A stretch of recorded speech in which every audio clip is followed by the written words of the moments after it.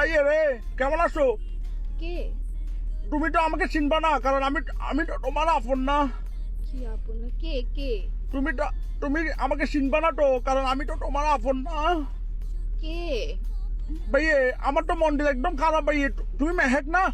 হ্যাঁ মেহেক ও বল। মেহেক, আমার তো মন্ডল বেশি খারাপ, আজকে আমার মন ভালো নেই।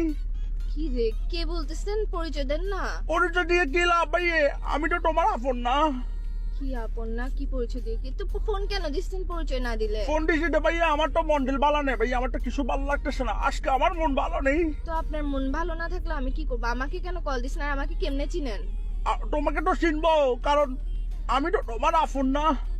আপন না হলে কেমনে চিনবেন? আর নাম্বার পাইছেন কোথায়? নাম্বারটা গুলো ভাইয়া আমার জন্য কোনো ব্যাপার না, আমি তো ভাইয়া অনেক বড় নেতা। তো আমাকে কেন কল দিচ্ছেন? আজীব ব্যাপার। আমাকে কল তোমাকে দিয়ে call আপনি দিয়েছিল- নেতা না ক্যাতা ফেতা এগুলা দিয়ে আমি কি করবো? এসব আমি গুনি না। আপনি কে? নাম দেন, পরিচয় দেন। তুমি কোনে কি করবো ভাইয়া? আমি কি সংখ্যা আমার কোনটা এখন কটার জন্য ভাই? আমার তো মন ভালো নেই, কারণ আমি তো তোমার আপন না।